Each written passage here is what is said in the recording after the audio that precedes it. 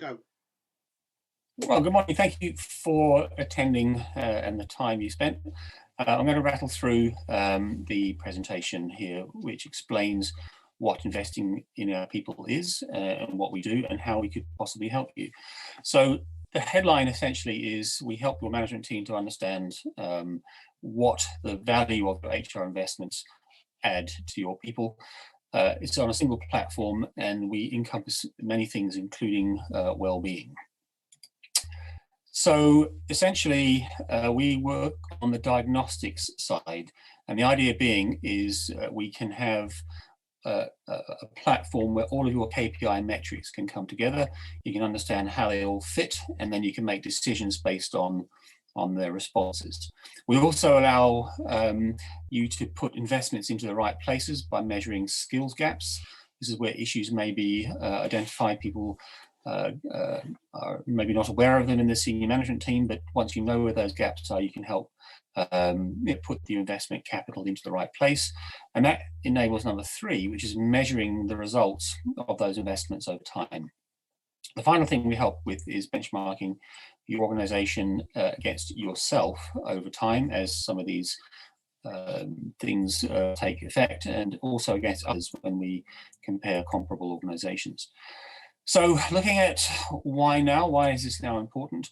Well, most of the workforce in UK PLC is in a considerably stressed place because we are in the transition from the working at home to working back in the office or in whatever form that may take. And organizations do have a number of initiatives to help that return to work. And that's absolutely as it should be. You've already got those in place, but the value that those programs deliver to people, do they actually get the benefit? More importantly, when they have returned to work, does then employee development stop? How does the initiative then continue?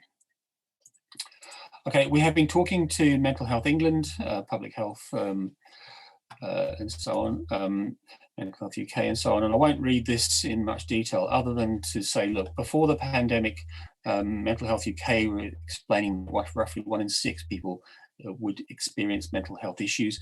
During the pandemic, that's more likely to be 1 in 4, and that has impacts on the organization in terms of compliance, in terms of sickness, in terms of what a corporate responsibility might be. So what we do is we can help with the most relevant assessments so you can actually find out what's going on. We have a significant bank of different assessments that we can offer, all the diagnostics that you may or may not need, and then we can tailor that to the specific requirements of your organization. Okay. So our service portfolio, essentially with the objective of measuring what's going on and then enabling your organization to go and resolve those sorts of issues. We have 4 pillars. The first one is investing in your existing people. And this is using our assessment portfolio to find out what's going on, to look at areas for improvement, for development, and then take appropriate action as and when that becomes necessary. The second pillar looks at finding new people, and we have a tool called All Applicants Matter. And its job is really to professionalize or automate the bits of recruitment that are currently quite manual. So typically we'll find that a salary advertised online between 25 and 35k will get between 200 and 300 applicants. That's simply an inefficient way of screening out those that are the most suitable, and we have a tool that helps you to focus on the clients that are most, on the candidates, sorry, who are most likely to be appropriate to the role you're recruiting, and then also to let you keep in touch with other candidates who perhaps might not be suitable for this one, but would be suitable for one in the future. The third pillar talks about benchmarking your organization against itself and with similar organizations. This is a thing that'll happen over time as your data set builds up.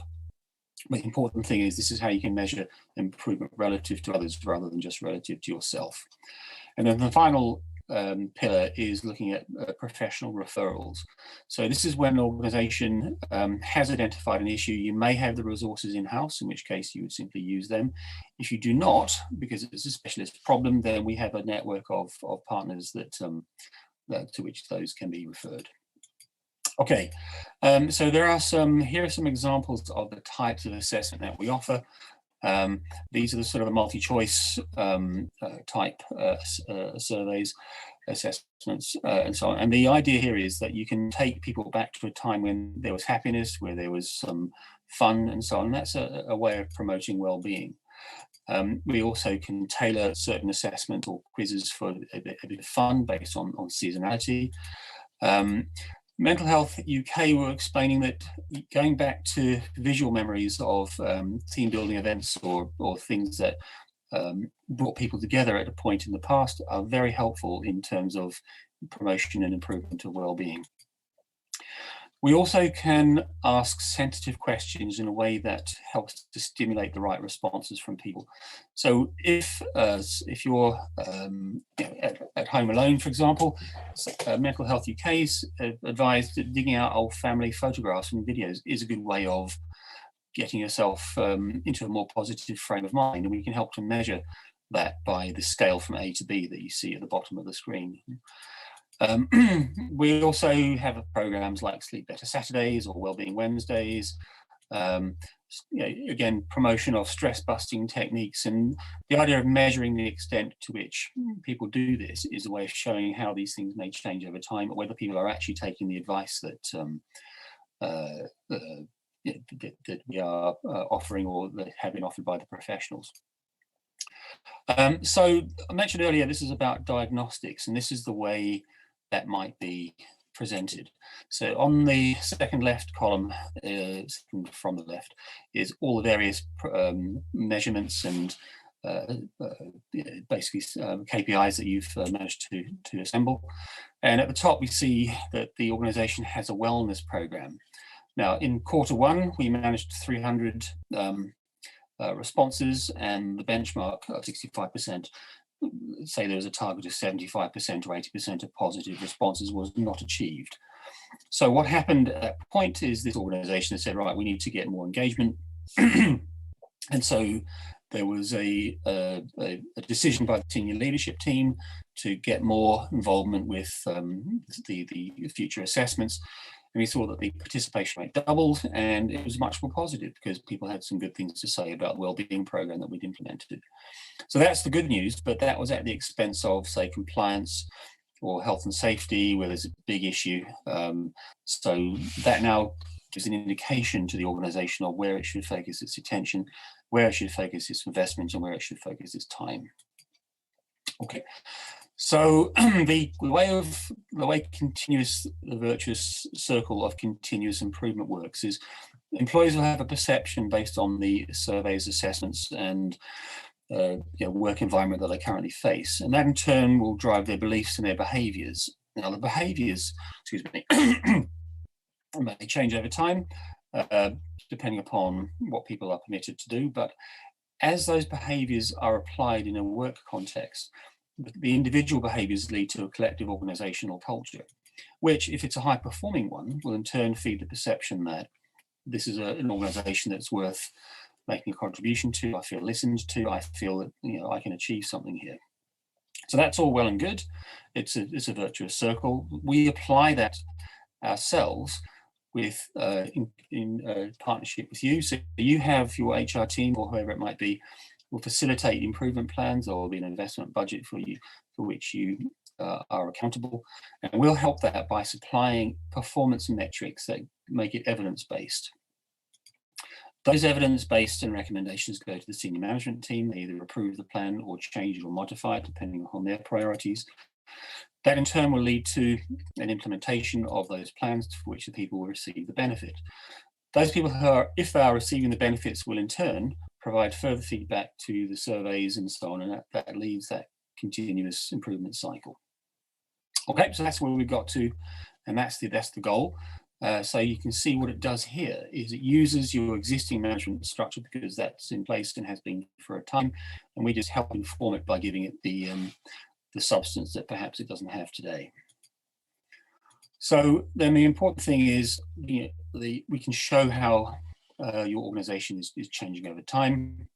The road to nirvana is seldom a straight one, so you'll see ups and downs. But the trend over time goes from where you were to where you'd like to be. And we can show that and map it and then help you see why things are changing and, more importantly, what to do about it. Now, one of the things that Mental Health UK explained was that during the Zoom culture, the introverted people will become more introverted and extroverted people will become more extroverted. So if people feel listened to, they're much more likely to participate in the organisation. Excuse me. If they don't, they'll just stay more introverted, and you may find you have a cost later on in terms of staff turnover. So if you help people who are both introverts and extroverts, then everybody feels listened to and everybody feels part of that culture. Okay, we have received parliamentary recognition, at least the ideas with Mrs. May have been well received. It's, I suppose, as sponsors go, you can't get much higher than this. But they can't directly sponsor our program, but in terms of notification, it's actually a problem that's recognised in all of the UK PLC. Now, I mentioned earlier about the second pillar, which is all applicants matter. I'll briefly touch on this. So you'll have a JD. There'll be a series of things that you're looking for, and so on, and you'll have your 300 or 400 applicants. And that's going to be too difficult to wade through. But by asking qualification questions, we can then filter the 4 or 5 or 10 or however many of the most relevant candidates for the role that you can then focus on in much more detail, and that'll save you an awful lot of time. That helps the candidate because they can see themselves, I was only 31% relevant to that role. So clearly, they will not be a great surprise to them that they are not called forward for an interview. So that's the basics for the professional side and the development side. We also have a bit of fun. We can do sort of a Friday funnies, and basically we have a very large pool of assessments from which we can draw. And we can also customize that to your own domain. If we typically would work off our web domain, but we can we have a technical team who can bring that to your web domain if you believe that to be necessary. So that's it for me. I'll open this up to any questions.